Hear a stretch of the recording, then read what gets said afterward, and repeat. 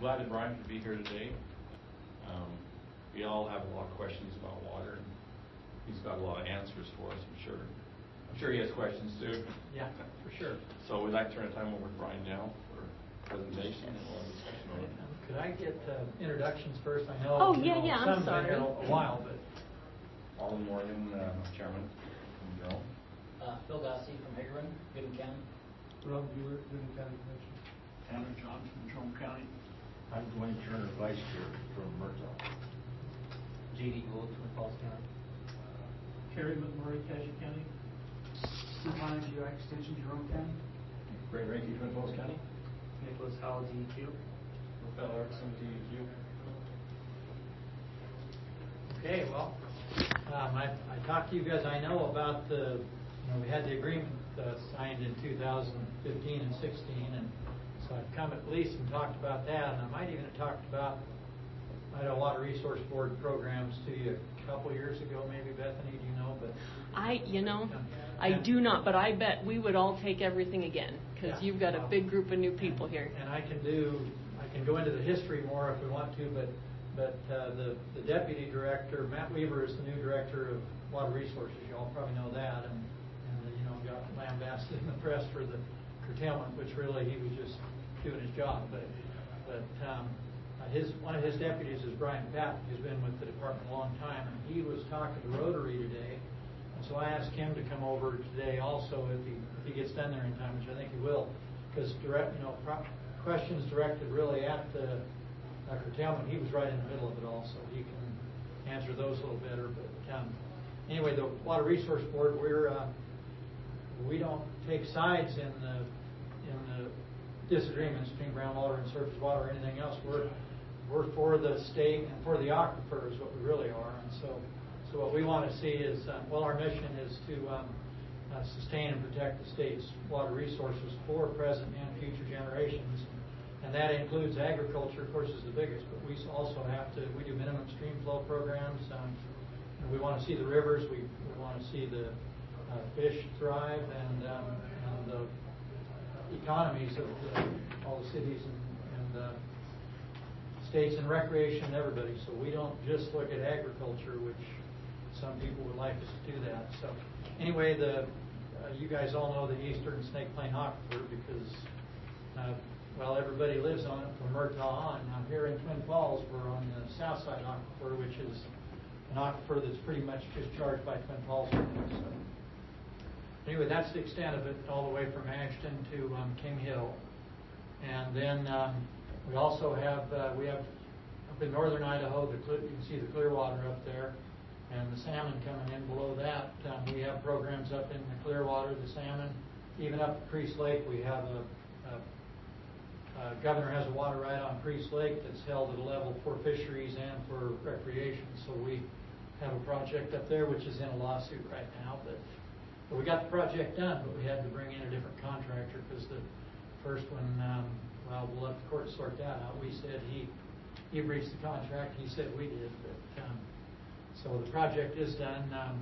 And then we have Anderson Ranch Dam on the Boise going, and we have a new pipeline they're working on right now. There will be a dedication in August, I think it is, for a new pipeline to the Mountain Home Air Base. The Mountain Home aquifer is shot also, very critical, and so the air base essentially was running out of water, and they threatened to pull out if we couldn't get them a source. So the water board bought a water right from Simplot and we're building a 14-mile pipeline up from CJ Strike to the Mountain Home Air Base, and then they will treat it and use it both for potable and for irrigation. And they kept their groundwater right. Is that flow, or does it have to be pumped? It's a 700. I think it's about a 700-foot lift, but then it drops a ways too, so it's about a 600-foot lift. I think it'll have about a 20-inch pipeline from CJ Strike up to the air base. And all these projects, the prices blew up on us, of course, over the past 3 or 4 years. So that was originally estimated at $21 million. I think we're going to get that one done at around $40 million, so better than others. The Anderson Ranch originally estimated at 74, and it's going to be more like 140. So I think I might have some slides that I can go for a little bit of these better. So there's Milner Dam. We have approved some rehab at Milner Dam. That's well, the Twin Falls Canal going out on the south side there, and north side on the right side of the dam as you're looking at it, and then the Milner Gidding just beyond the north side. So that's the one that goes out to our big recharge sites, and you know, the milepost 31, the milepost 29 are on Milner Gidding, and then on the north side we have the Wilson Canyon site, which you can almost see it from there, but probably not quite. But just north of Eden, a couple of miles is where the Wilson Canyon one is. So anyway, Milner is where of course Twin Falls is about 75% natural flow coming down the river, and then north side and Milner Gidding are 75 or 80% storage water. So they are less affected by the groundwater usage in the upper valley than Twin Falls is, but still affected because, of course, groundwater is what fills the reservoirs in the winter too. Twin Falls, for instance, has 250,000 acre-feet of storage. North side about 850, and Twin Falls is almost 200,000 acres. North side's 160, and then Milner Gidding is about 100,000 acres, and they have 400,000 acre-feet of storage. So they're really, you know, in times like this where stream flows are bad, the guys with a lot of storage are really better off because you can carry it from one year to the next. Where Twin Falls, it is, and I'll show you where our water supply really comes from for the Twin Falls Canal in a minute. But go ahead, Bethany. So of course you've all seen this graph, and here, just stand up so I'm going to say, do you so I want can point out a couple things. So here was where the the aquifer charged through the. I think this starts in 2002 is right here, but this is about back to maybe 1980. So, or maybe even back to 1960. But that's when the groundwater development really started, and at the same time, a lot of efficiency in irrigation. At the same time as groundwater was developed, pivot sprinklers and all that kind of stuff. So we lost all our incidental recharge, or a lot of it, and we started using more groundwater. So the aquifer got real critical really from 2001 on, and so we signed the agreement in 2016, and things looked really good for a few years. Well, those were also 17, 18, 19 were real good water years, and 20 was when it kind of turned. Then we had some real bad water years. So this is not an up-to-date slide. The level we're at right now is here. These were the goals that we all signed the agreement to try to hit, which I think they were too high. I don't think you can come down on this kind of a curve for 50 years and then expect to go up like this. But what I was hoping, and what a lot of people were hoping, is that we would, it's going to have ups and downs, but the general trend would be up. That's what I think the new agreement will probably say, but there are those in the groundwater community that say, no, this is the base now. We'll just sustain it at that level. Well, if you just bump along on that bottom, this is what's going to happen in the next drought period. So there's got to be some kind of building a bank account, because that's really what the aquifer is. We can't build any more storage reservoirs in the upper valley. We can't fill them if we did, and environmentally, and what we're finding on Anderson Ranch, $140 million for 6,000 acre-foot storage. I mean, Palisades is 1.2 million acre-feet, and it didn't cost anywhere near $150 million to build in 1960s. So now to build a large storage reservoir, probably billions of dollars, and agriculture can't pay for that. Anyway, this was where we hit in 2023, and I think we've bounced right along the bottom this year, maybe gained just a little bit, but then there was the big, so that's why the curtailment order was issued. The methodology that was associated with this agreement was that the director would predict injury in March of every year, or maybe it's in April, and then you'd look at it again in July, and so he set that the obligation to the groundwater users at 74,000. Well, it had always been 50 before, and so they balked at that 74 and said, we're not going to come up with that much. Try and curtail us. And I'm going to leave that because I think Brian Patton will come and let him discuss that more. But next slide. Anyway, whatever happens, it looks like it's going to take a new agreement and there will be some changes. A couple things. There was no averaging put into the agreement. Allowed them to either reduce by 13% or do an amount of recharge that was equal to 13% of their use. So you either recharged or you use that much less. Well, So if something like that were to be agreed to, who's responsible for monitoring that? The overall agreement is administered by the department, but the reductions and everything were administered by the groundwater districts themselves. And that was, hopefully the new agreement will become a groundwater management plan. And if you get to a groundwater management plan, the department monitors and makes sure the reductions are being made. Because some of the districts, Magic Valley and North Snake, which are in some of you guys' areas, met their obligations every year. They were a little stubborn this year because they felt like we're doing our share and nobody above is doing theirs.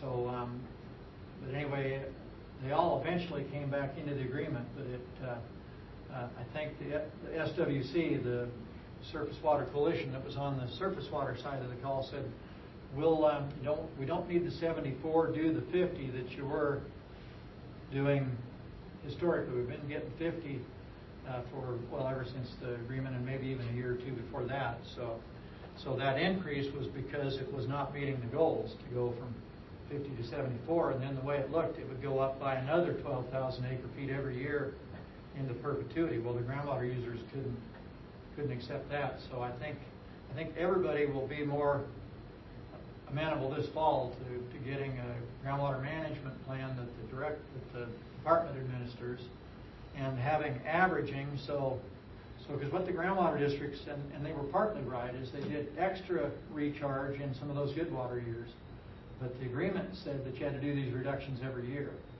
And so their argument was, well, we did the right amount of reductions or recharge, but we did it a lot here and then none down here, and that kind of works for the big aquifer, but for Twin Falls Canal it doesn't work at all because we're 80% natural flow, and the springs at Blackfoot are at record lows, and those aren't affected by long-term stuff in the aquifer. They're more affected by short-term recharge and those kind of things. I know Leonard there, so don't need to introduce him. Anyway, so the Thousand Springs are, and the aquaculture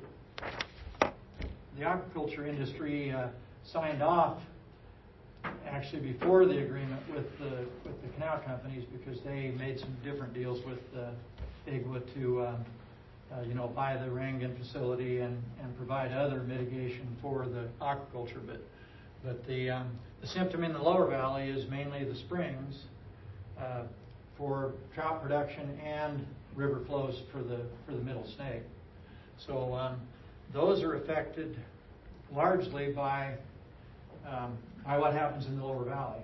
I mean, the agreement treated it all as one big aquifer, but we all know that it's not. It's really an aquifer above American Falls and an aquifer below American Falls. And below American Falls, there's a little bit of reach gains in the Minidoka Reach, but mainly it becomes reach gains into the Middle Snake. So good for Idaho Power, good for fish, good for the Swan Falls Agreement, those kind of things. But milepost 31 and 29 and Wilson Canyon can all recharge in the winter because of the minimum flows at Minidoka Dam.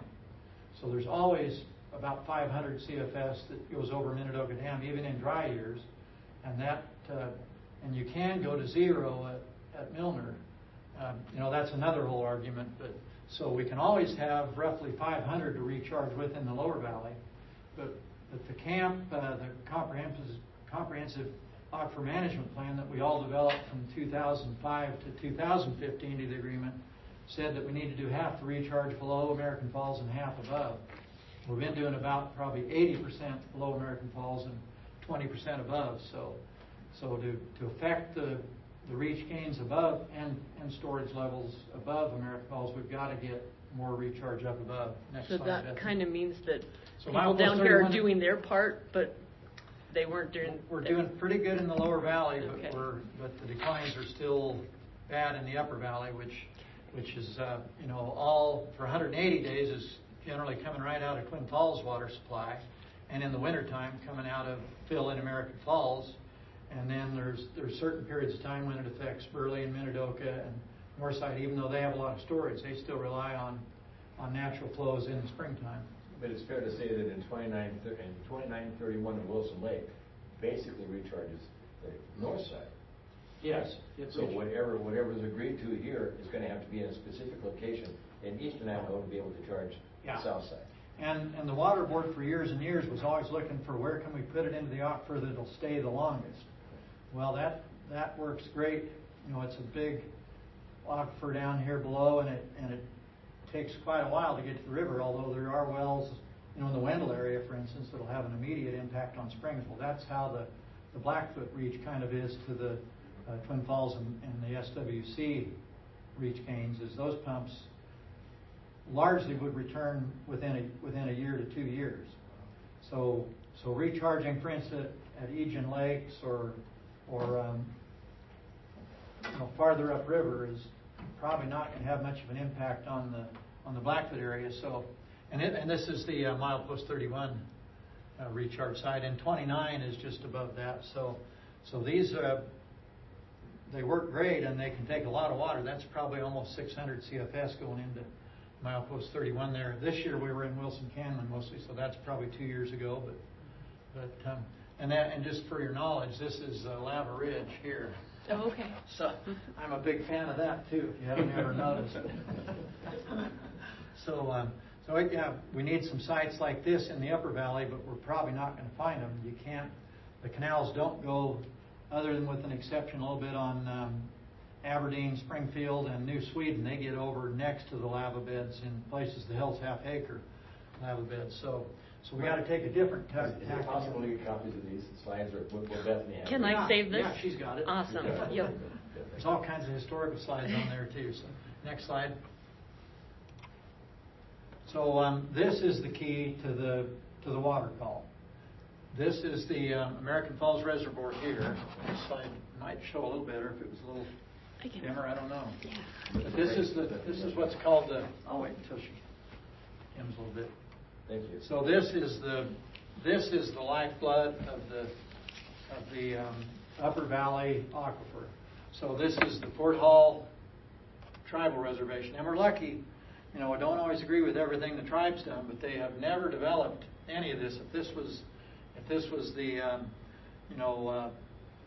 Bingham Groundwater District, for instance, these would be deep drains, and this would all be farmed because it's very good soil. It just has springs coming up.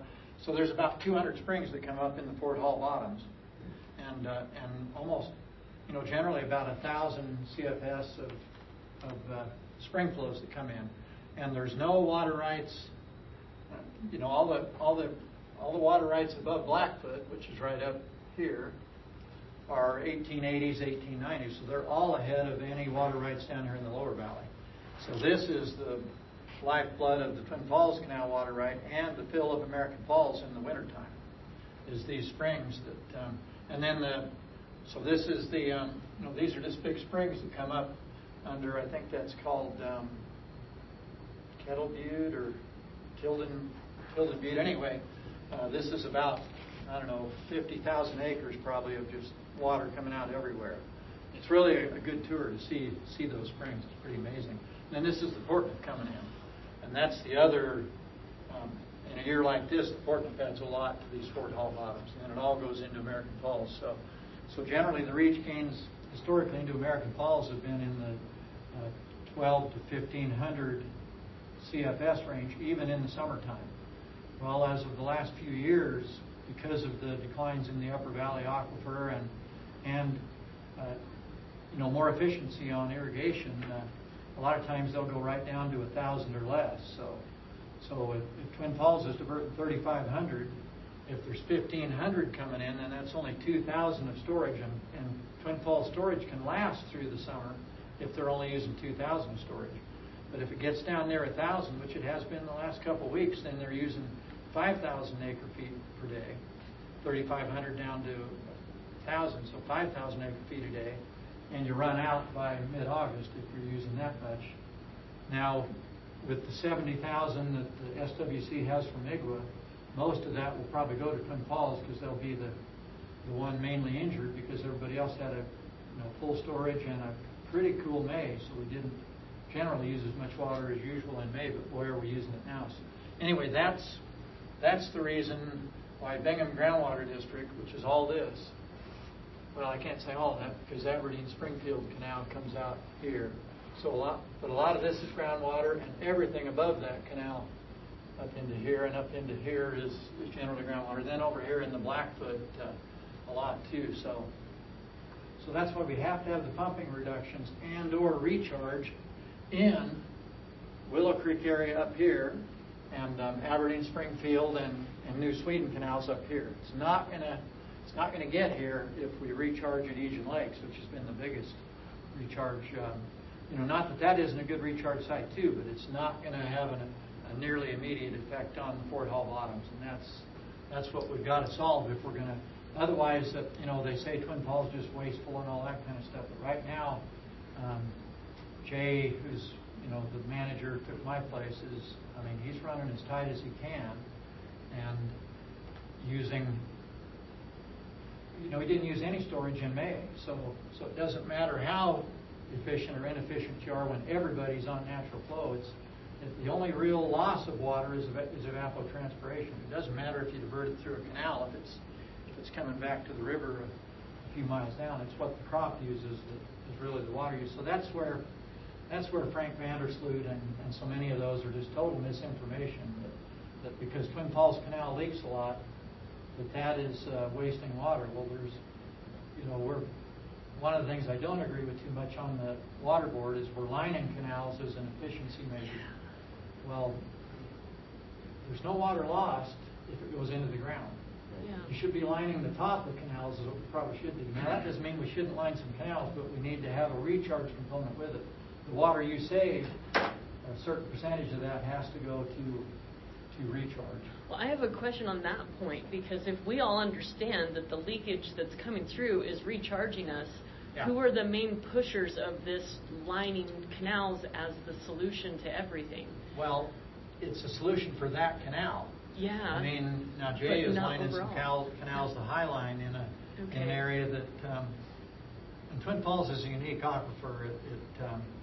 That's why they really target Twin Falls, because they are the biggest natural flow user, and what escapes from Twin Falls into the aquifer goes into the Middle Snake. It doesn't become any irrigators water right above. Now, it still is a water right for the Grandview Canal and a lot of those canals down in the CJ Strike, because that river's out of water too.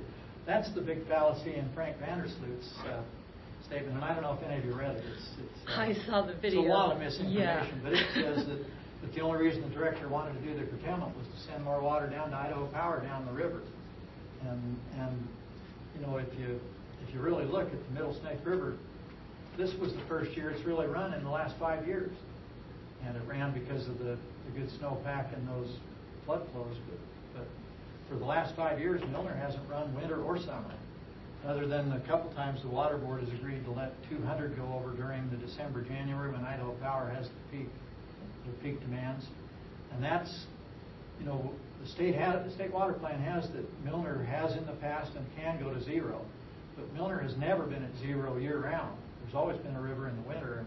I've never understood why Twin Falls didn't fight a little more for that, because the water board, it's great that we're taking the water for the recharge, but you need some river too. So to me, the 200 in the wintertime, at least during that peak period, gives a little bit of a charge to the Middle Snake River for flow a little bit. And I'll get into the cloud seeding program in the middle. Idaho Power has been developed really the cloud seeding program and is our main partner on that. And we have tried with a couple other companies, and Idaho Power is the best in the West on the cloud seeding, and they expect to get something back from it. But isn't the Idaho Power cloud seeding really benefiting Bonneville Power, not Idaho Power? It benefits. It benefits Idaho Power too. That's what they're arguing. In a drought year, they can cloud seed a bunch, and probably, they have their biggest power plant is in American Falls until you get down to Hell's Canyon. So if the irrigators are running full water, then American Falls gets good supply. But they're not. The cloud seeding program all the modeling and studies show that it's generating an average of about 500 to 600,000 acre feet per year. I mean, if we didn't have that, how bad would that? Because about the whole agreement was designed to put 500,000 acre feet more, change the water balance by 500,000 acre feet. The water board was going to recharge 250 every year, and the groundwater users were going to reduce by 250,000 every year. Well, in the drought years, the water board can't get quite to the 250. I think we got maybe 180 was about the low years. But the groundwater users could do the reductions every year. The price of hay went to $300 a couple of years ago, and they said, well, I'm not going to reduce by 13%. I'm going to grow more hay, which takes more water than anything. So that's it's all this that it was going to curtail 500,000 acres. The reality was they needed to either they had to come up with 74,000 because they violated the agreement for 2 years prior to that. So instead of the 50, they had to come up with 74, and then they had to do their 13% reductions, which they agreed to. So a lot of it was just total hype, and the whole thing about Frank Vandersloot. I mean, if you own the press, yeah, you can say whatever you want to, but don't you have a responsibility to do some research? Because he blamed everything from the governor to Twin Falls to everybody, but nothing said about Twin Falls Canal does leak. I mean, all surface water canals you generally deliver.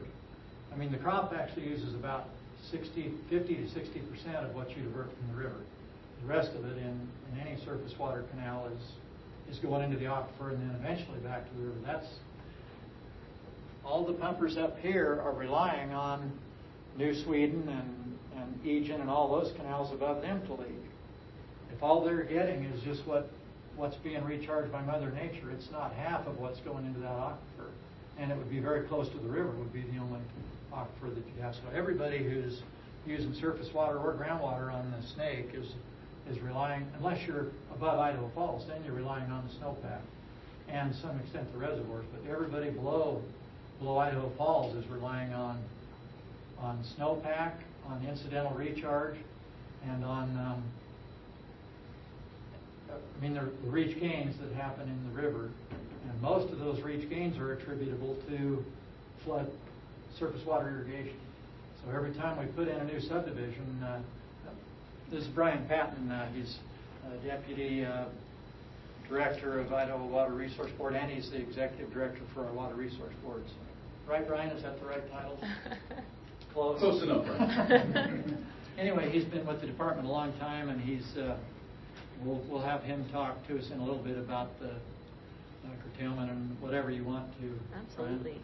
I was just showing him, Brian, how it's not just recharge at Wilson Lake and milepost 31 that can get us where we got to go. We got to maintain Fort Hall bottoms. And that means, the Portland's got to be administered, and pumping has to be reduced or equal amounts of recharge above, or Twin Falls is the one who takes the hit. Here's the other funny thing about the water accounting, and I get into big trouble if I said this to many places. Leonard might not even like it, but if Northside Canal has 1,000 acre feet of storage in Palisades, and they want it delivered at the Northside Gate at Milner, they'll get that exact amount delivered at the head gates minus the evaporation that occurs in the river. Well, if Twin Falls has 2,000 acre feet coming in at all the reach gains above here, well, if they don't get to the gates at Milner after the storage is taken out, then the natural flow takes the loss. That's kind of the point on it is all the accounting is measured as accurately as they can, but if there's inaccuracies, then it comes out of the natural flow is where it really comes out of, except for the evaporations. That's so.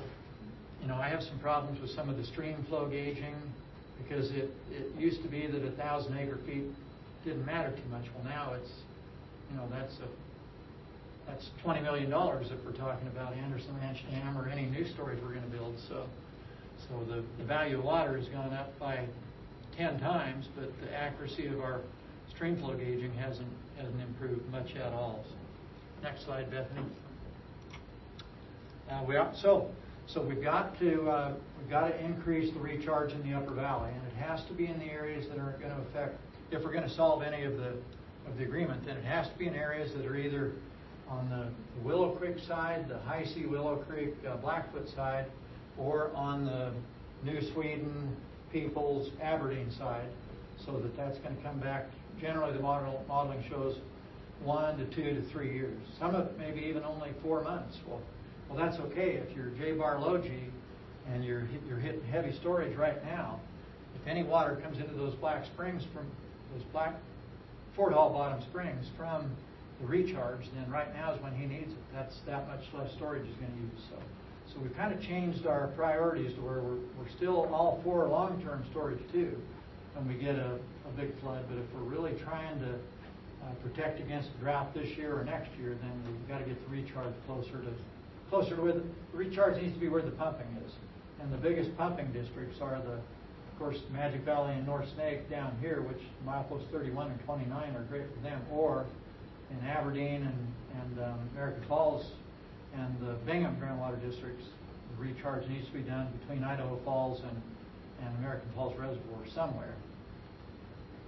This is one that we've just used 1 year now. This is the Highway 55? Yeah, 55 road. Yeah, 55 roadside on the Enterprise Canal Company. It's actually kind of on Enterprise and Progressive, and they fought over this site for about a year probably. But anyway, Enterprise ended up with it, and they saw their agreement. So this is one we just built in the last year, and Willow Creek is right over. Let's see, is that the church? Willow Creek is right over here, and it comes both out of Ryrie Reservoir and from the Snake River at High C.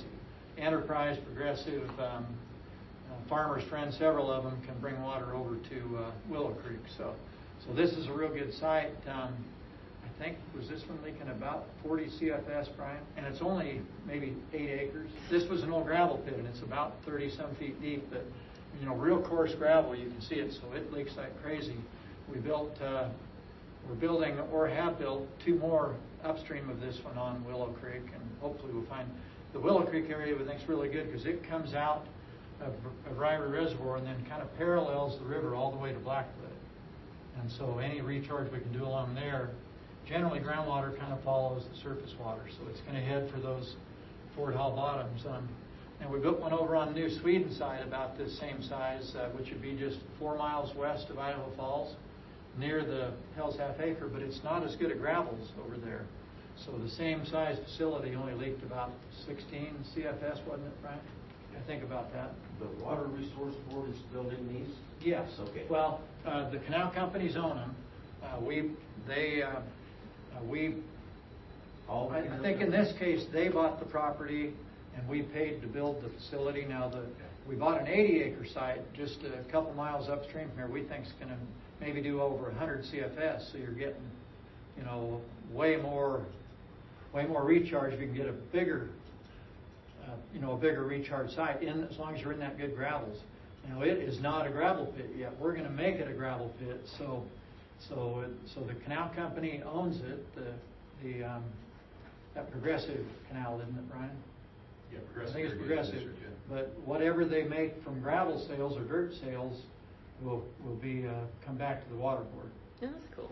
So yeah, because it was about people know we're looking for land up there. So all of a sudden, the price of farm ground in the Willow Creek area is $20,000 an acre, and it was probably 6 before, but land around here is $20,000 an acre, and so that's kind of the price of crops doesn't necessarily mean you can't believe the development going up around Idaho Falls too, and so you either buy the sites now or you're never going to get them, and so anything that has good gravel and access to a recharge.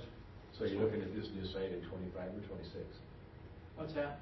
You're looking to have that new site done in 25, 26? Yeah, this one was for 25, and the New Sweden one was for 25. The Progressive one, hopefully, we'll have it going on. No, I mean, this was for 24. Hopefully, for 25, we'll have at least the first 35 acres of the Progressive one, which should do 4 or 5 times what this one does. So So we think we can make a difference. Of course, you got to have, you can only run these when either the reservoirs are full or you know they're going to fill, because aquifer storage is great and reservoir storage is great, but the reservoir, it's the bird in the hand, and the aquifer is the bird in the bush. And with your reservoir, you order it when and where you want it, and with the aquifer storage, it's going to come out, but it's going to come out when and where it should. Now the good thing is if you're recharging, fairly close proximity to where a lot of pumping is, then it should be a pretty good surrogate for that, for a reduction in the pumping. And again, this I think the modeling shows this will come in, some within a few months, quite a bit over the next year, and then most of the rest of it over the next couple of years. So this is what we call short-term storage. But most of the droughts are 2 or 3 years. So short-term storage can help us a lot through a 2 or 3 year drought. So we need a, I think I talked at the opening of this, the governor was there, and I told him we need 20 more of these, and I think we do, because it takes 20 of these to be one of milepost 31. So good news is we were able to, the American Rescue Plan money, the COVID money, the state got about $1 billion, $1.2 billion, and the water board got 300 million of that, roughly, Brian? 250 million of that money. So one of the eligible categories for that is sustaining the ESPA. Other than the Mountain Home Air Base, we were able to use the ARPA money. The Anderson Ranch Dam, we're able to use largely ARPA money, some state money also. So. And then the legislatures, we've definitely got the state legislatures here. That's one thing Frank Vandersloot maybe did that was a favor for the governor and the water board is that, everybody sees that curtailment is going to cost the state a lot of money. So we've got to try to figure out strategies that are better than curtailment. And I'll let Brian talk more about that. I just got a couple more, I think. Bethany. This is that site in the daytime. Yeah, there's the stake center. This is the 55 road. So it's about, right by, pretty close to Ammon, isn't it? Straight north of Ammon. Yeah. So Willow Creek kind of goes along the foothills there. Comes out of the foothills and goes all the way to Blackfoot along. And numerous canal companies add to it, divert out of it. Next slide. Now this is the version out of Willow Creek. So Willow Creek doesn't look like a creek anymore. It's pretty much a canal, although in places it does meander some, and it can get flood flows from when Riley Reservoir can't hold it all. So it's also a flood management area. But this is why it costs so much to do a recharge site. The digging, I think we can do that for probably $4 or $5 a cubic yard, maybe less than that, maybe $3. It's a real good contractor that's been doing our sites up there, and so pretty inexpensive, particularly if you can sell the gravel. It's the buying the property, and then this has a 48-inch pipe, I think, going to it, HDPE, and that site is, it's a big enough structure that we think we can add on to that site. It's just a matter of buying some more ground. Now everybody knows that we want ground up there, but nevertheless, there's a lot of people that will offer you farms at $20,000 an acre. And probably nobody would offer you one at $6,000 unless it just isn't farmable at all. So you get a couple $1 million into the structure. It's pretty easy. Next slide. The cloud seeding. This is the water board runs this program, and I think I told you between is it just the upper snake that we're calculating over 500,000 acre feet per year, Brian, or is it the snake, the Boise, and the wood? The upper snake's over 5. The upper snake is over 500,000 acre feet per year. So where would we be without that cloud seeding program? And it's and the timing is so good on it because you're targeting you've got to have the cold temperature and the supersaturated air, and so it takes a lot of meteorology, and so you're dropping it at the highest elevations, and that's the best for extending your runoff season. There's less loss from high elevation snow than low elevation snow. If you get the wrong conditions, it just goes right into just grows good rangeland is all it does. So that's one of the ground generators. There's 50 some of these in the Upper Snake, I think it is. You know, the Tetons and into the Henry's Fork, into the Ashton and Island Park areas, and then some down into the Salt River range. We'd like to expand into the Bear River. We're doing some test programs on that, which we would share with Utah, because the Bear, this side of the Bear drains to the Snake, that side goes into the Bear, but the Bear also has Idaho farmers on it. The next slide. The thing we really need to do, I think, is we've got 2 planes flying between the Upper Snake and the Boise Big Wood, and it'd be nice if we had 2 planes just for the Upper Snake, because the nice thing about the planes is the meteorology tells you where that storm's perfect to hit, and you go hit it. Where the ground generator, the right storm has to come right over your ground generator to be effective to turn it on. So we probably should have is it Sean Parkinson still, or with Idaho Power, that is one of the leaders of theirs, and they can show Doppler. They've done a lot of Doppler radar where the plane flies, and if they fly a figure 8, you will see a figure 8 show up on the mountaintops downwind from it. I mean, it's very good science, and it really works. And 500,000 acre feet is not a lot of water relative to the whole basin there. I mean, we get maybe just the reservoirs hold 4 million, so we're probably getting maybe 10 million acre feet per year. But if we're increasing it by 5 or 10% on the highest levels, it's only a few inches of snow, but it's over millions of acres. So What's the cost of the seed? That's the good thing. The water we're generating with the cloud seeding is around $5 an acre foot, at the top end 10, and building a new reservoir or any other way we're trying to manage water. It's like I said, on Anderson Ranch, we're 6,000 acre feet per 100, so quite a few thousands per acre foot is what we can be on trying to build a reservoir. We're looking at some other places to maybe expand the reservoir some, but it's really hard. It's been the Anderson Ranch project's been in the program for 10 years, right? And we're finally going to start construction really this fall. So, next slide. That's the Anderson Ranch dam raise. That reservoir is the junior. Well, it's junior to Arrow Rock below it, but Anderson Ranch is the biggest reservoir on the Boise system. That's about a 330-foot tall dam, and we're just adding 6 feet to it we're hoping around 130 million. And that's what's having to happen to provide the water for the mountain home? This will be new water for Treasure Valley. The water board will have to decide, with help from the legislature, whether we're going to sell it to, how much for the Avioli, I think it is, or something that delivers water to Boise, which is a European company, I think, that does. Or we're trying to get it to farmers in the Mountain Home Basin or to farmers in Treasure Valley.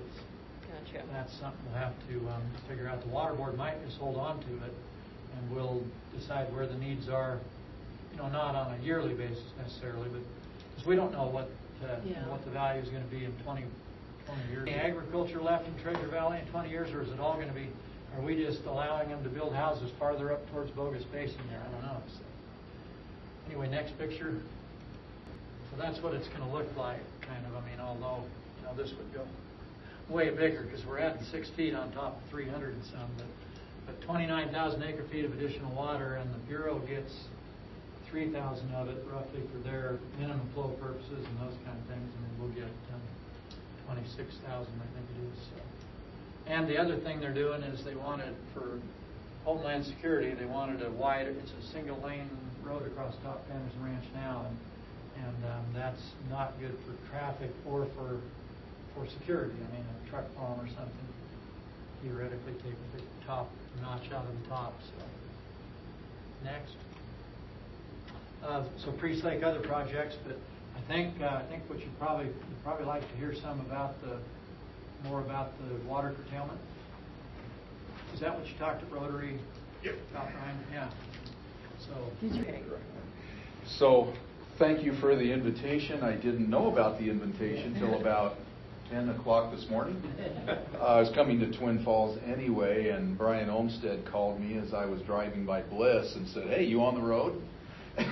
How about you stop, after your other presentation, how about you stop here?" Okay, so I will talk about the 2024 Eastern Snake Plain Aquifer curtailment per Brian's invitation of 2 hours ago. No, I'm happy to. I didn't want to answer these questions. No, that's fair. So as sure all of you know, this is a topic of a lot of news coverage. A few months ago, a lot of information circulating around in the media and on social media. Some of it is good, some of it is maybe less than good. Some of it is, certainly people's opinions, people's perceptions. And since some people were really impacted by this, I can understand why some of the information is maybe, certainly from their perspective. Next slide, please. Okay, so just to put this thing into context a little bit, this is, of course, a map of the big square part of Idaho with the Snake River flowing from the Wyoming border to the Oregon border. A couple of things to take away from, and then the Eastern Snake Plain Aquifer is outlined there in gray. Several things to take away from is the aquifer discharges from the aquifer to the river through springs at two main places. First, of course, is the Thousand Springs. Everybody in this room has seen all those springs. Some of you even rely on some of them for your operations. Discharge to the Snake River. Up here, though, in the Fort Hall Bottoms, American Falls Reservoir area, the aquifer also discharges to the river through spring flows. And that water enters the Snake River, flows down the Snake River, becomes part of the water supply for the Surface Water Coalition. Surface Water Coalition is, of course, the seven canals that divert from the Snake River and the Magic Valley areas. Twin Falls is the largest, Northside Canal. Burley Irrigation, Minidoka Irrigation District, Milner-Gooding Canal, and I'm missing a couple.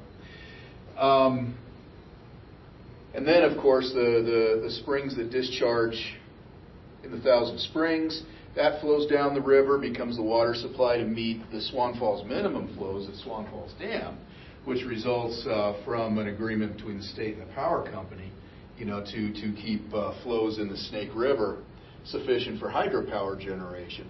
And in doing so, flows through Idaho Power's facilities in this area, and then flows through Idaho Power's facilities in Hell's Canyon. Okay, so what we have is this big interconnected system where the river gains from the aquifer at various locations, but the aquifer also gains from the river. So next slide, please. This is a snapshot of the history of the Eastern Snake Plain Aquifer, dating back to 1912. And it's just a bunch of lines, right? But it is. The black line is the change in storage volume beginning in 1912 up to 1952 is the high point. From 1952, we've been, of course, dropping in aquifer storage. And starting in 1912, and actually beginning before that, but 1912 is the first time we actually have any estimate of measurement. But the storage volume was increased through building and operating irrigation canals out across the plain. And all irrigation canals leak unless they're completely liner piped, right? Some leak a lot, right? Where does that water go? It's not lost unless you're a surface water canal manager like Brian. Then the water's lost to you. But it leaks out the bottom of your canal. It ended up in the aquifer. It filled the aquifer. So we added 17 million acre-feet of storage to the aquifer between 1912 and 1952.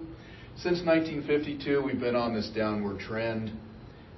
You can maybe squint and pretend that we've stabilized it since 2005, but probably not.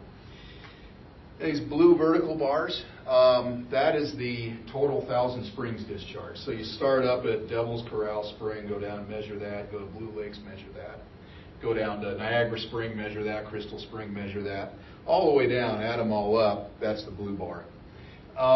So a couple of things to take away is that aquifer storage and Thousand Springs discharge are directly correlated.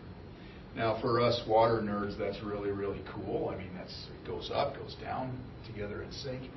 The concerning part, of course, is this downward trend. And because these blue vertical bars, that's the water we're sending down the Snake River to meet our obligations at Swan Falls Dam, as to between the state and the power company. We really can't afford those blue vertical bars to drop any further. Next slide, please. So because of this declining aquifer situation, the state has invested pretty heavily in various water management projects. Brian was just talking to you about aquifer recharge and cloud seeding and other things. Of course, that's the mile 20. No, that's the Wilson Canyon recharge site, just straight north of Eden. State's also invested very, very heavily in monitoring wells, groundwater model development, lots of other things to help us manage this system. Next slide, please. Okay, so we'll start talking about the delivery call. This is a map of those surface water coalition canals in the Magic Valley that all divert from the Snake River, that get a portion of their water supply from the spring discharge from the aquifer. Just because of the way water rights stack up, Twin Falls Canal Company is the one that is hurt first and hurt the largest if there is a shortfall. Next slide, please. But others have been impacted at times as well. So this is a map of the groundwater districts in the eastern Snake Plain aquifer region. Now, because of the situation, the legislature passed a statute allowing the creation of groundwater districts. Now, groundwater districts are local governments. They have their own elected board, and they conduct matters as they see fit. But their purpose is to establish a mitigation plan and then carry out the terms of that mitigation plan. Okay, so the mitigation plan is both a legal and a technical document. It goes through both legal and technical review and is adopted ultimately by the director as a mitigation plan. Now, what does that mean?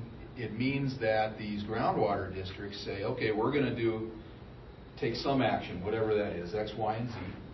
And if we take that action, and of course if the department, accepts that, that if they take that action and stay in compliance with their mitigation plans, then their junior priority groundwater users are allowed to continue pumping when they would otherwise be curtailed. Okay. So we have a finding of injury or impact to the Twin Falls Canal Company or other Surface Water Coalition members. Because these groundwater districts have a mitigation plan in place, then their water users that are junior to the Twin Falls Canal Company, which is pretty much every well, can continue to pump water if they stay in compliance with that plan.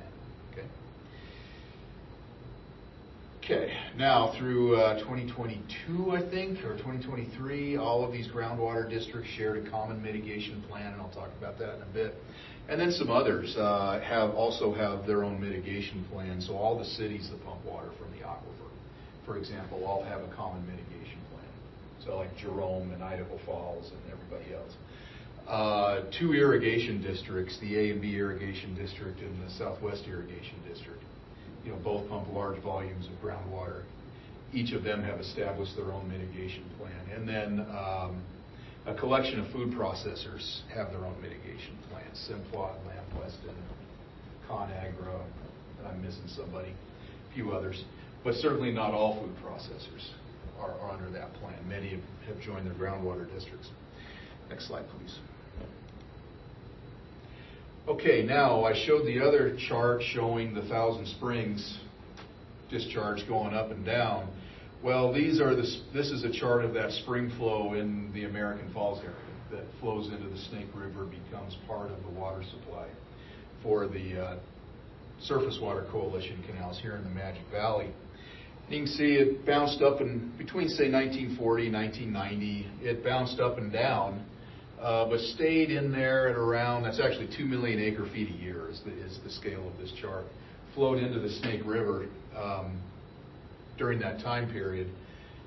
Beginning in 1990, that started dropping off. The Surface Water Coalition Canal filed their delivery call right here in 2005, where you're sitting in there about a little less than 1.6 million. So they'd seen a decline of 400,000 acre feet or so entering that reach of the Snake River during that period of time.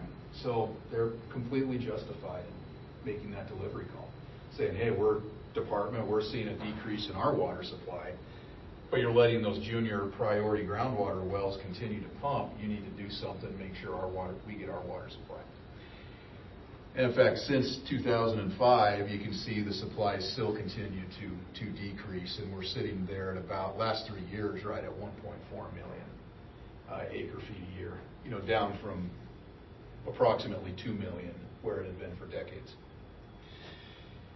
And like I said, because of the way the water rights work, Twin Falls Canal Company is impacted the most and the most often. Although at times the Northside Canal, Milner-Gooding Canal, and some others have been impacted as well. Next slide, please. Okay, so like I said, they filed that delivery call in 2005. Took the department actually like 3 years to figure out what in the world to do with it. Because it was like, okay, gosh, they filed a delivery call. How do we deal with this? Because these canals have natural flow, they have storage. How do you treat their storage supplies? And all of those things had to be factored in. At the time, the department hired Gerald Schroeder, who had been the Chief Justice of the Idaho Supreme Court, to act as a hearing officer. And he waded through all of this, did all the hearings, et cetera. And 2008, the department issued a final order and saying, yep, if they're short, the groundwater users either need to curtail or make up the balance. And they make up the balance through those mitigation plans that I talked about earlier. And like all good water matters, this thing bounced around the courts for years, up to the Supreme Court, back to the district court, back to the director, back to the Supreme Court, et cetera, et cetera. That went on for about 10 years until we reached and created a lot of frustration on the part of a lot of people, because that obligation changes every year because of water supply conditions. Right? In some years, the Surface Water Coalition Canal may not have an injury, and in other years, it may be a large injury that is too large for the groundwater users to go, deal with. So during this period of time, they had gone and basically leased storage from the rental pool, from the space holders, and direct delivered it to the Surface Water Coalition canals. And that worked sort of, until it didn't. Until they reached a year where there was just, the obligation was too large. So the parties wanted a plan to bring stability. And in 2015, at the time Speaker Scott Bedke, now Lieutenant Governor Bedke, brought all the parties together and hammered out a plan in 2015.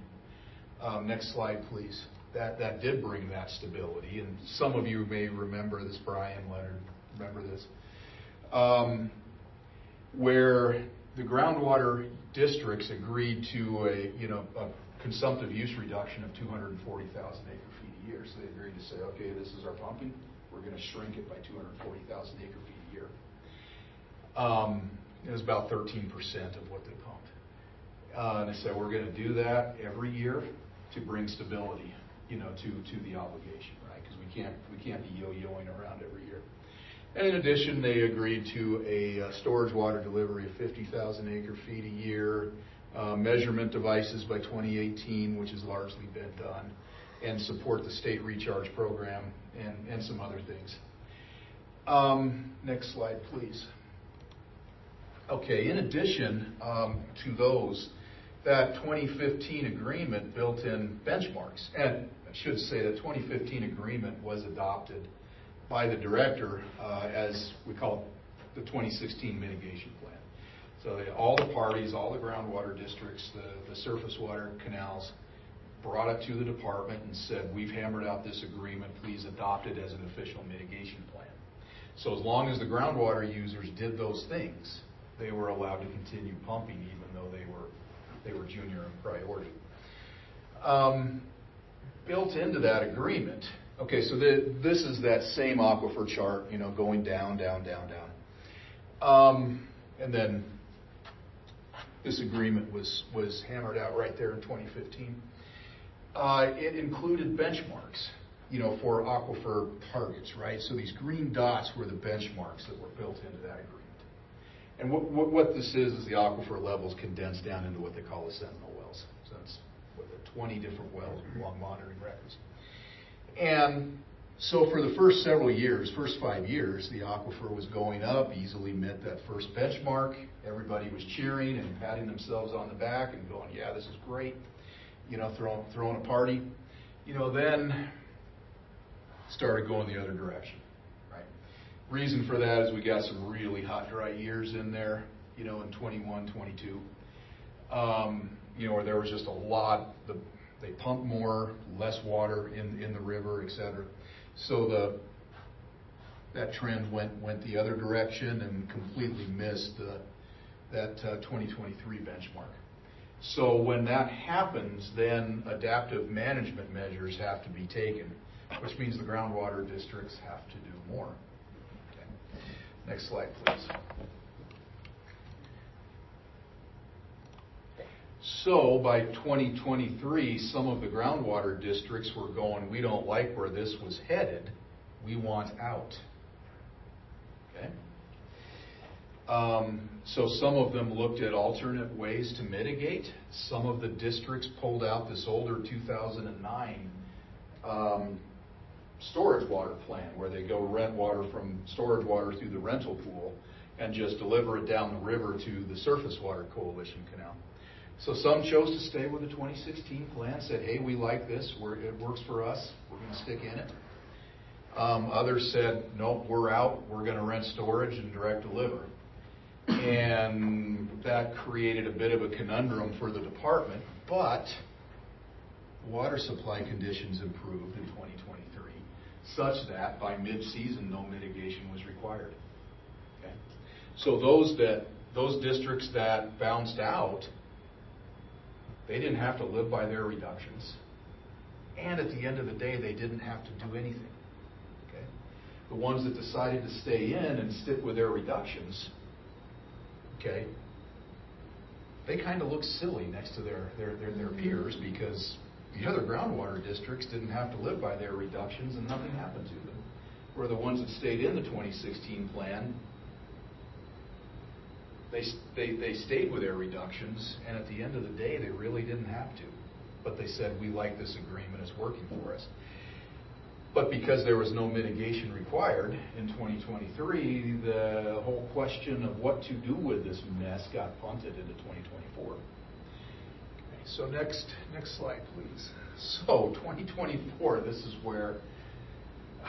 where you know the proverbial stuff hit the fan. On April 18, the director issued an order predicting a shortfall of 74,000 acre-feet to the Twin Falls Canal Company. And the groundwater rights not covered by an approved mitigation plan would have to be curtailed back to 1954, priority date. I think it was March 31, 1954 was the actual date.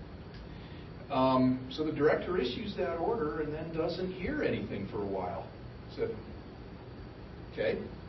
So on May 3rd, he holds a status conference and says, and brings in the groundwater districts and says, okay, guys, you got an obligation. What are you going to do? The Aberdeen American Falls Groundwater District in the Aberdeen area immediately said, hey, we're sticking with the 2016 plan. We like it. It works for us. In some ways, it's a bit self-serving for them, but they decided they wanted to stick with it. All other groundwater districts initially told the director, we're going to go with this 2009 storage water plan. Then all the groundwater districts, let me back up half a step. In prior years, there's an overarching association of the groundwater district called IGWA, the Idaho Groundwater Appropriators. In prior years, IGWA had submitted all these notices of mitigation, gone and when they used storage water, they went and got the storage water on behalf of all of the groundwater districts. But because you have this fracturing now, some groundwater districts go in different directions. So the groundwater districts were all doing this all on their own without any coordination by IGWA at this point. So all of these groundwater districts that chose to go with the 2009 plan submitted their own storage water notices in amounts that they each believe they owed, not the entire shortfall as the 2009 plan requires. So the 2009 plan that was submitted by IGWA itself said, we'll cover that shortfall, we'll release storage. So what we had now was each of these groundwater districts, say groundwater district A, whatever that is, says, okay, director, here's 9,000 acre feet, that's our share. And by the way, if you don't agree with our interpretation, we're not giving it to you. They all did that. Okay. So obviously the director found that those notices deficient. He couldn't accept them. He couldn't say, yes, Bingham Groundwater District, I agree that you owe 9,000 acre feet. Because if you add all of their own self-calculations up, the Twin Falls Canal Company would have been short. Okay? So he had to found them deficient. So right after that, we had two groundwater districts in the far eastern side of the plain in the Henry's Fork area. Henry's Fork Groundwater District and the Madison Groundwater District say, hey, we're back in 2016 plan. We're good with that. We'll get back in. We don't want any part of what we see coming.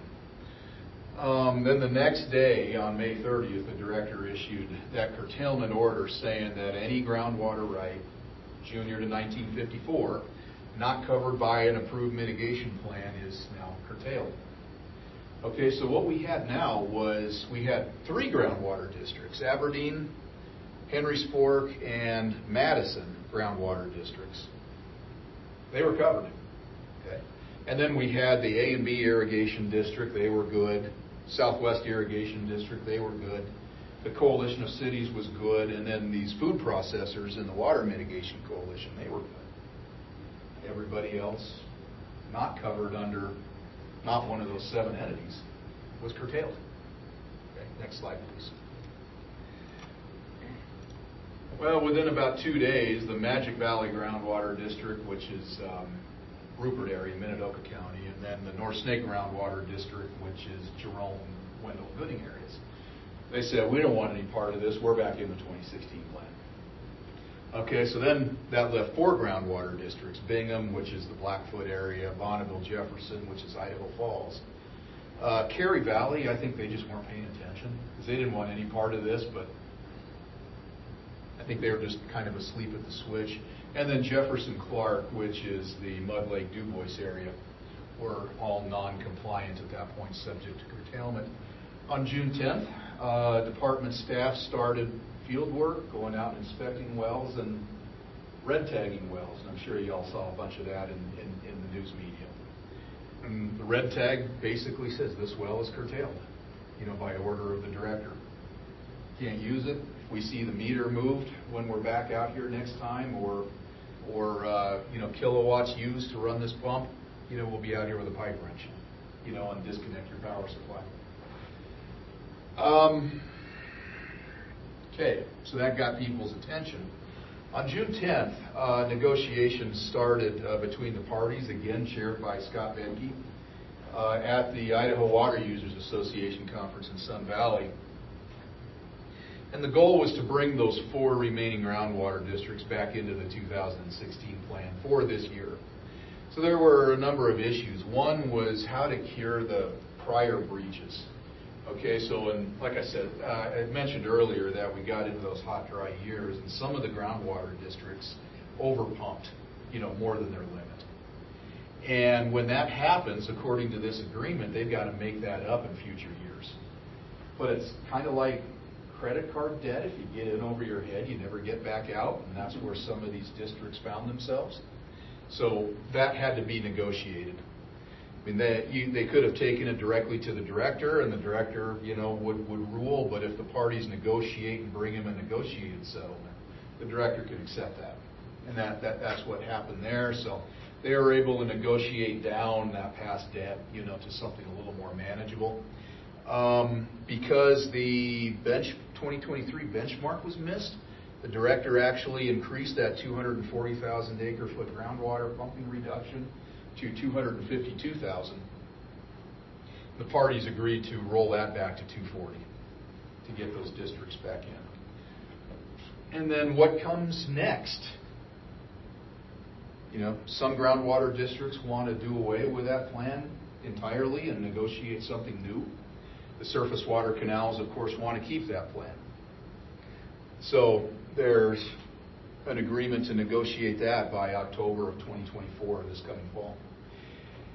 And then internal to the groundwater districts was how to apportion that 240,000 acre-feet of groundwater reduction and 50,000 acre-feet of storage. So it was really interesting. You had two different negotiations going on in the same room at the same time. One which was between the groundwater users and the surface water coalition canals, but then also the groundwater districts were negotiating amongst themselves, trying to position amongst themselves how to allocate those two numbers. Of course, trying to get the best deal for, each district's representative trying to get the best deal for their district. Well, by the 11th, a tentative deal was reached by the morning of June 11th. And then they started to shop this tentative agreement to the boards of all the parties. So each of those canals has a board that would have to approve this, and each of the groundwater districts has a board that would have to approve this. On the 13th, the director tells staff to stop red tagging wells because of reports of a settlement or a pending settlement between the parties. And I'll have to say, department staff did a great job under very, very difficult circumstances. Yeah, I bet.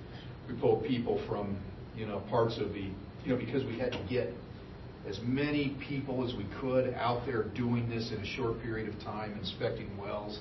I mean, we pulled people from parts of the agency that had never left their office, for example, sending them out to inspect wells. And it was you can imagine how uncomfortable that was at times. You show up to some farmer's well and drop a red tag on his well when he's standing there yelling at you all the time. Are they going to increase the amount of people that you guys have? We'll see. We actually were told to include a decision unit for that in our budget this year. We'll see if that happens. I will also say that some of those staff received enough threats that several of those are now active criminal investigations by the state police. Wow. Yeah. Wow. So we'll see what comes of that. Whiskey's for drinking, water's for fighting. Yeah. So I can't give staff enough credit. And that's not my word, that's Brian's. So on June 20th, the director accepted this one-year agreement as compliance with the 2016 mitigation plan. And then those 4 groundwater districts, the curtailment order was lifted for them. Next slide, please. So everything's good, right? Not really. Not all groundwater users are members of a groundwater district. There's a few out there that are not covered. So some curtailment may yet be needed this year. On another front, the department had hired Justice Burdick, who some of you may remember him as the Snake River Basin Adjudication Court judge, then went to the Supreme Court.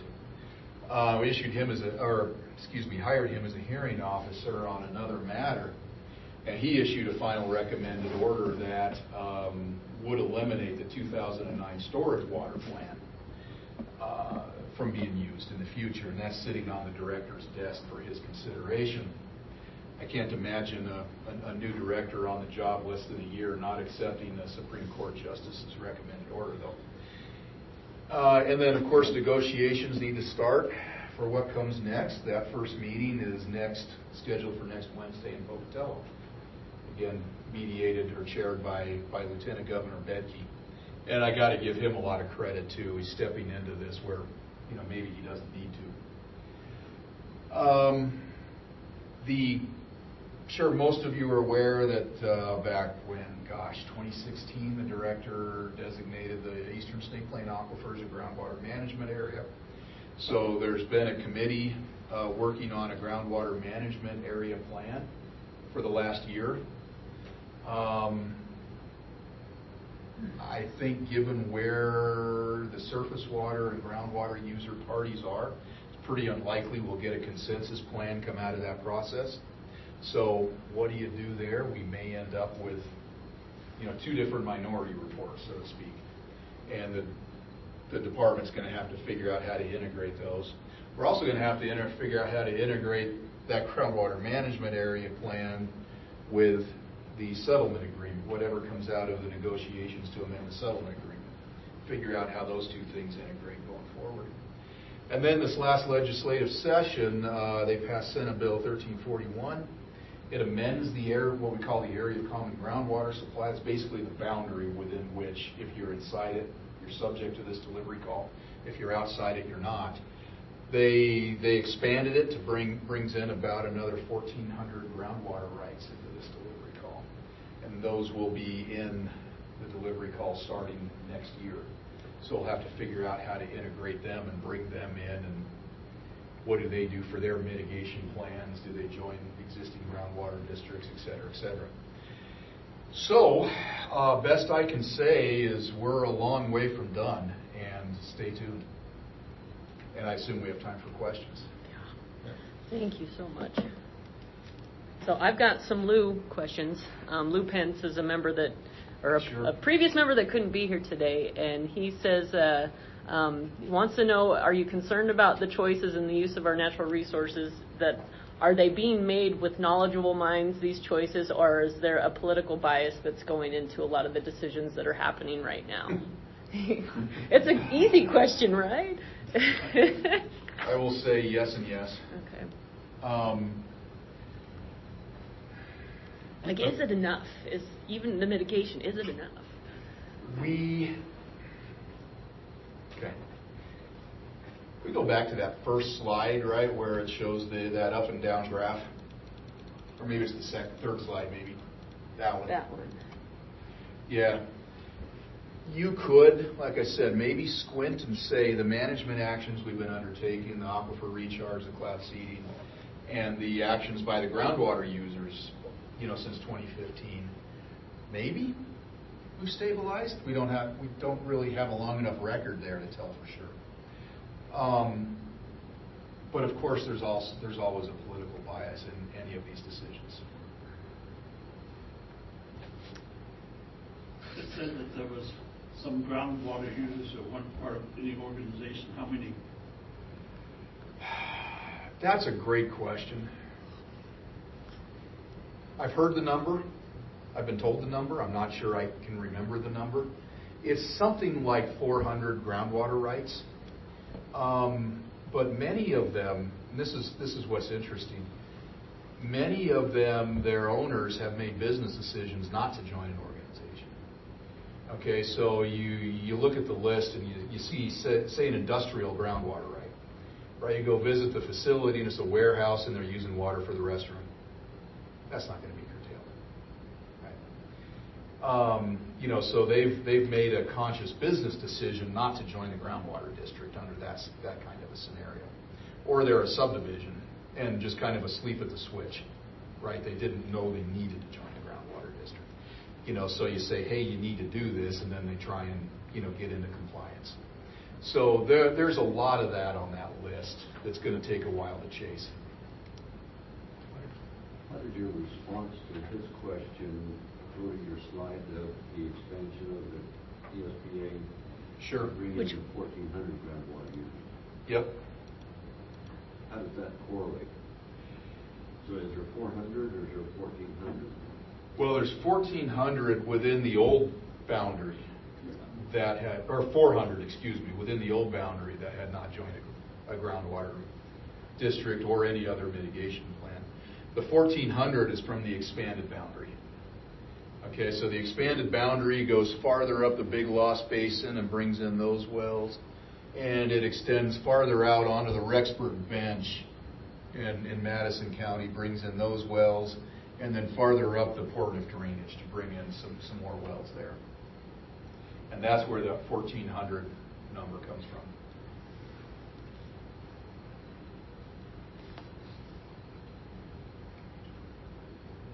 I want to hear this question. Okay.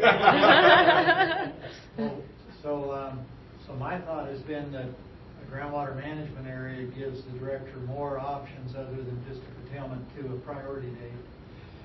What do you think on this? Can be. I mean, Inglewood didn't want a groundwater management area originally because they didn't want the department telling them how to do it. But now, is it more likely that we can get to a groundwater management area, or is that still a... Okay. That's a great question, Brian. And I'll tell you kind of where the parties are at.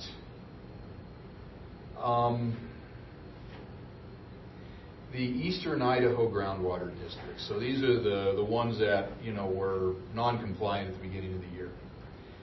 They are of the opinion that the groundwater management area plan can only mandate stabilization and not recovery of the aquifer. Okay. So remember, the settlement agreement had recovery goals built in, right? Those green dots. Those Eastern Idaho groundwater districts read the groundwater management area statute to say you can't mandate that. You could only mandate stabilization. And then there's another clause in that groundwater management area statute. So we're talking 42, 233A, and 233B, if anybody wants to go look it up. There's another clause in there that says if a groundwater user is operating in compliance with a groundwater management area plan, they're not subject to curtailment. Okay. So they're reading those two things together and saying, hey, that's our deal, right? Let's terminate the settlement agreement, jump on board the groundwater management area plan. We only have to stabilize, and we might even be there. And we're protected from curtailment as long as we continue doing those things. The Surface Water Coalition, on the other hand, is saying, no, we're sticking with that settlement agreement because it has those recovery goals built in there.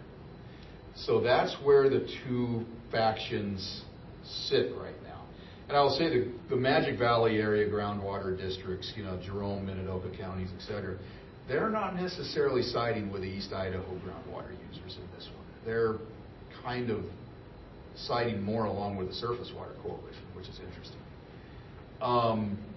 So we've got kind of this really polarized positions. So I'm not sure where we end up coming out of this process, Brian. And we really have these two separate processes, the groundwater management area plan and the settlement agreement negotiations. That at the end of the day, we want them to merge and have kind of one coherent plan going forward. So we really don't want the groundwater users getting hit from two different sides at the same time. We want them to have a clear roadmap of this is what they need to do to stay in compliance. Did that answer the question? That's kind of a long rambling answer. Yeah, I thought maybe a groundwater management area would be preferred by a lot of people, but it sounds like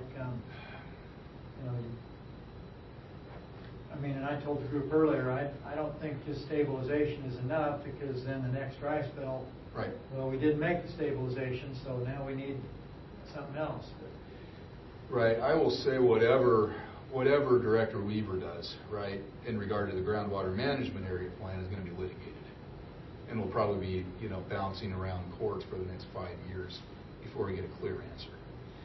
So it may be to the Surface Water Coalition's best interest to keep the settlement agreement in place,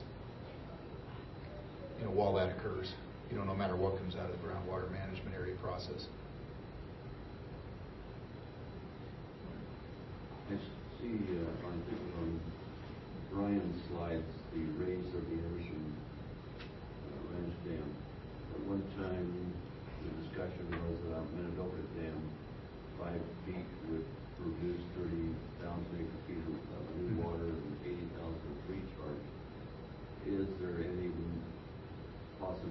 that could be revisited? I think there's a possibility it could be revisited. I think it's a ways out at this point. And I wouldn't make that the centerpiece of my solutions, just because of the uncertainty of whether it will really happen or not. But I think there's a possibility that we could bring it back to the forefront and take a harder look at it. And I never did see any results if doing that helps Twin Falls at all, or if it goes further to the north. So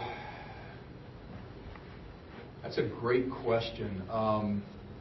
It's actually a spot where, in terms of additional seepage, it puts a lot of storage into the aquifer and does help Twin Falls a lot. In terms of surface water storage, that's 50,000, it would be about a 50,000 acre feet of space. And that would fill every year, physically, although in some years that water would be allocated to the junior space holders. But the space would physically fill. So having another 50,000 acre feet of storage space on the system would be beneficial. It has to start with a study by the Bureau, and that's what we've been, we're kind of reluctant to ask them to, how much of a study do you need, and what's going to be the cost of the study until, maybe if there's a different administration, it might be a better opportunity or something like that. So there's reluctance from the board and from lots of people to launch the Bureau off into a few $1 million of studying that they might conclude it's just not feasible. But how long would a study like that take? Well, like I said, Anderson Ranch has been over 10 years. So one of the Bureau has offered up the basin study path, as a way to look at this. And I don't know, Brian or Leonard, if you remember the Henry's Fork Basin study, where we worked on that one. In the basin study process, the Bureau thinks they have to look at everything and re-look at everything, because it's kind of biased toward anything but storage. So we're going to look at everything else first, and we have to pay their way to do that. Whereas the path we used for Anderson Ranch was the WIN Act, but that you could narrow right down onto storage from the get-go. So we were able to eliminate a lot of those extraneous costs and streamline it. And it's been 10 years in the streamlined process. So a basin study, they're going to be spinning their wheels looking at all these other things for a decade first before we even get to storage. So that's kind of what we're struggling with at the moment is, maybe the next administration will give us that streamlined path back again. We kind of decided, at least in the short run, that the best reservoir is to, use that aquifer more instead of raising it over. But it's going to take a lot of sites to get the amount of, to store that floodwater in the aquifer, but above American Falls. That's our best solution that we know of at this point, and we can do it pretty fast.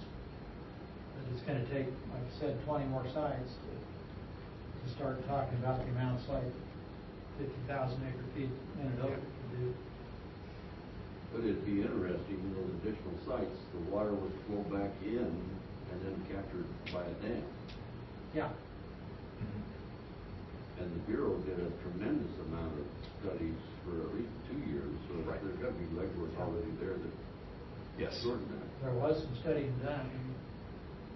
Yeah, there was. It was quite a bit at the time. It's a better option than looking at Teton or anything else.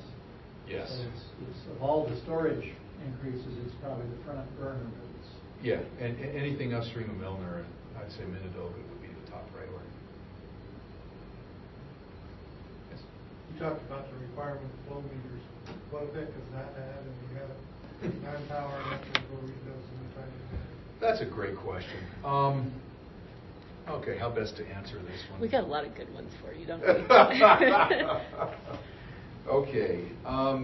Yes. So all the groundwater wells, or all the groundwater irrigation wells, they were all metered by 2018 to meet that deadline, or the vast majority. What effect has it had?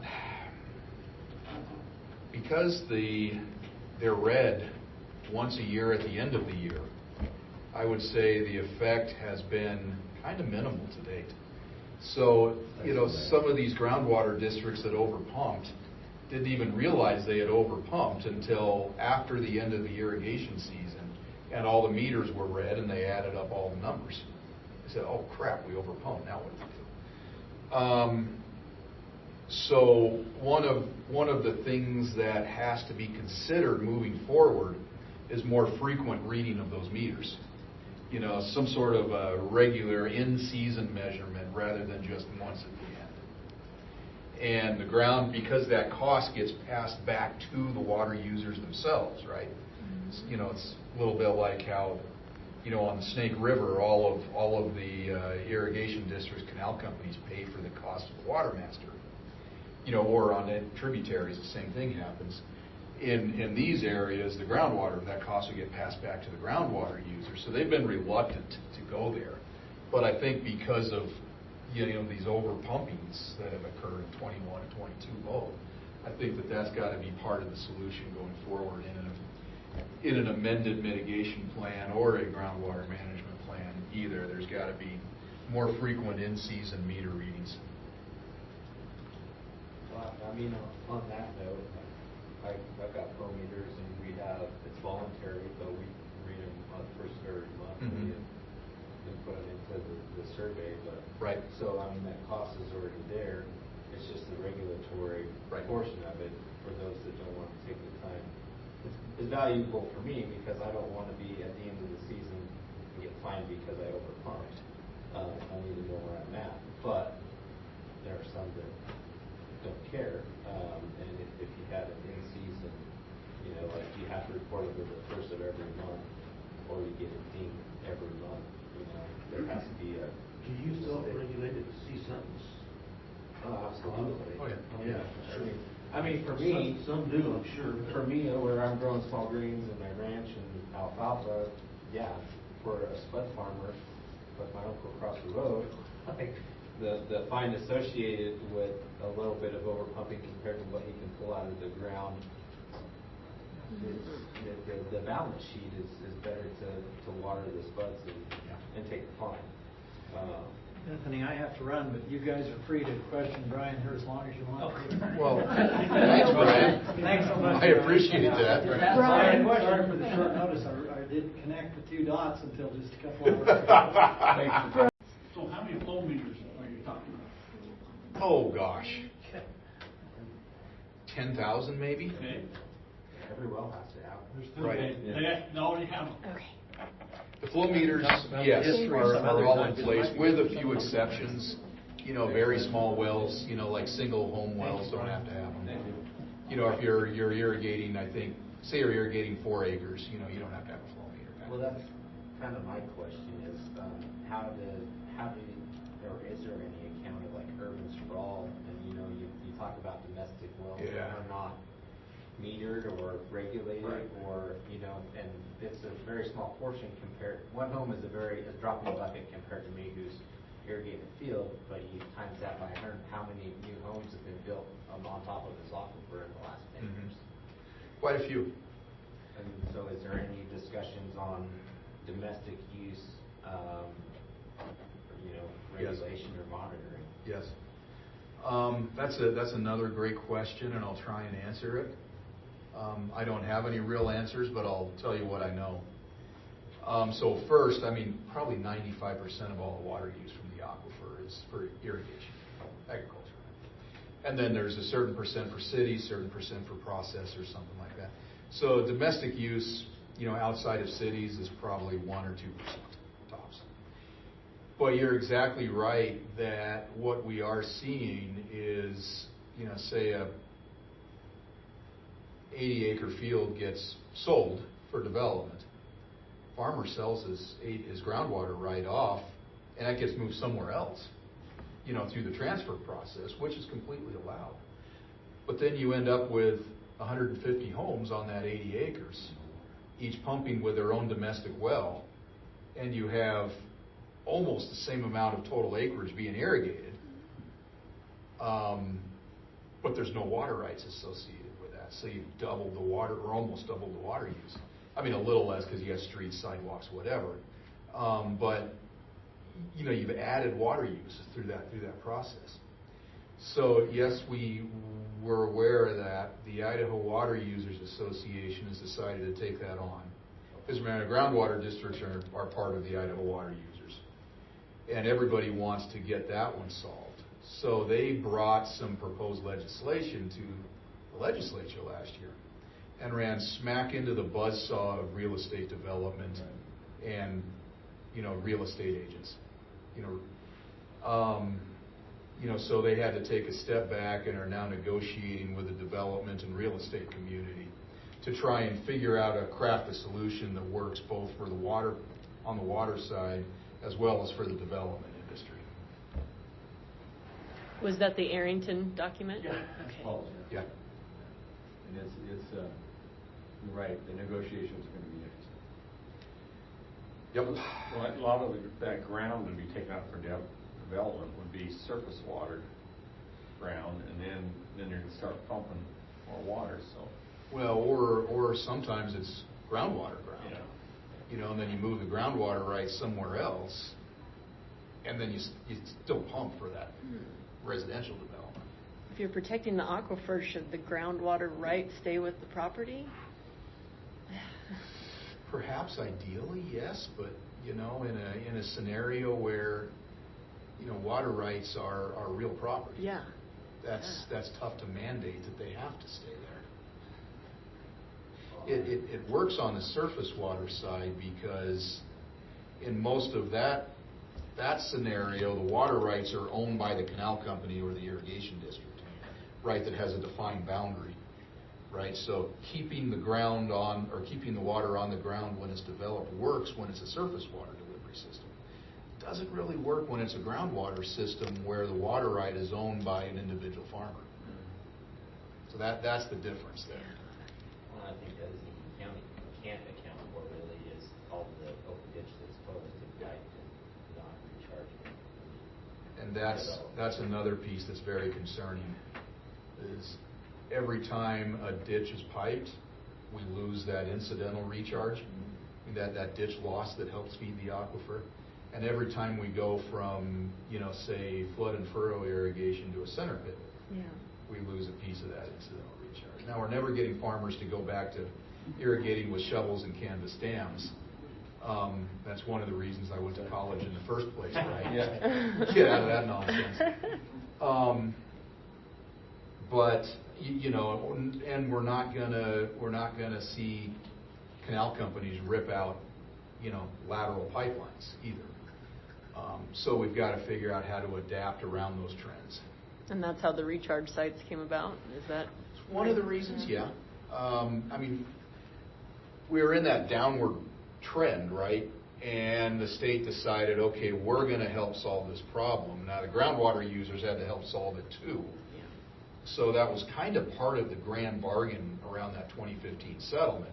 So groundwater users would reduce pumping by 240,000 acre feet, and the state would start recharging by 250,000 acre feet. And then you have some other pieces. The cities are contributing 5,000 acre feet a year, give or take. The processors are contributing a little bit, So you got all of these pieces, but we're still kind of on this downward trend. And now we have this scenario where some of the groundwater districts want to do something else. Do you see a scenario where I think right now it's 13,500 gallon a day. You see that being maybe curtailed a little bit as one of the solutions? Yeah, shave back. That's what we call the domestic exemption, right? But then you'd have to have a meter. Perhaps. Well, in all fairness, we don't require meters on them anyway, and there's no way we could ever get around to reading them all, even if we did. There's 4,000 new domestic wells being drilled statewide every year. Not just here, that includes all the way up to Coeur d'Alene and over to Boise. But 4,000 a year? Only takes a few. That adds up, and for a state agency that's got a little less than 200 people, remember reading all those. But yes, I could see a scenario where that 13,000 gets shrunk back for future domestic wells. Well, this is just telemetry, like Idaho Power does to read the meter. Telemetry, I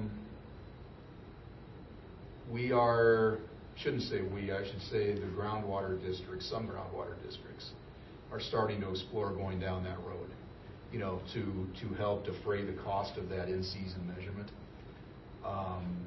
And we'll see how well that works. But yeah, I think that's probably part of the solution going forward to that in-season measurement.